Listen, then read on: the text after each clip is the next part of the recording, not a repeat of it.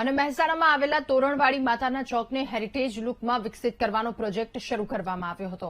ઉદઘાટન થયાના થોડા દિવસમાં પ્રોજેક્ટ બંધ કરી દેવામાં આવ્યો. બજારમાં વેપાર કરતા વેપારીઓએ વિરોધ કરતા કામકાજ બંધ થઈ ગયું.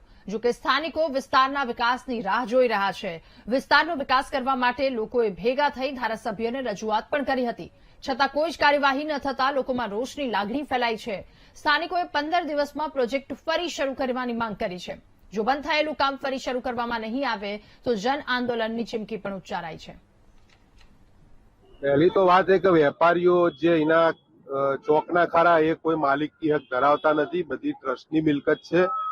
અને રહી વાત ધારાસભ્યશ્રીની, એ અમને અમારા સમાજના આગેવાનો રજૂઆત કરવા ગયા હતા, પણ એમને અશોભનીય વર્તન કર્યું, જે ખોટું કહેવાય. એમને વિકાસના કામમાં સાથ સહકાર આપવો જોઈએ કે જેનું ઉદઘાટન મુખ્યમંત્રી સાહેબે કરેલું. તમે આ ચોકની દશા અત્યારે જોઈ શકો છો કે આ ચોકમાં આ જે પાર્કિંગ વિનાના કોમ્પ્લેક્સ બનાવ્યા છે એમની માટે સરકારે કઈ સવલત આપીને આ પાર્કિંગ એરિયા ઉભો કરી દીધો છે, જ્યાં આટલું સરસ 600 વર્ષ પછી માતાજીના મંદિરમાં આટલું સરસ સુંદર હેરિટેજ બની ગયું હતું, તો એનો કોઈનો વિરોધ હોવો જોઈએ નહીં.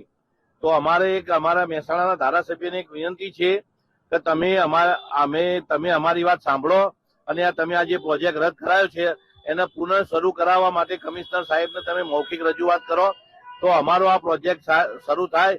એક તો પહેલા તો આ કામનું વર્ચ્યુઅલ ઓપનિંગ ટાઉન હોલની અંદર મુખ્યમંત્રી સાહેબશ્રીના હસ્તે કરવામાં આવ્યું હતું. તેમાં ભાજપ સમાજના ઘણા બધા અગ્રણીઓ પણ હાજર હતા અને ધારાસભ્ય પોતે પણ હાજર હતા. જો એ વખતે અહીં આવી એંગલ હોત, HM હોત, તો એ વખતે જ જે પ્રોજેક્ટ છે એ પૂર્ણ કરી દેવાનો હતો, બંધ કરવાનો હતો.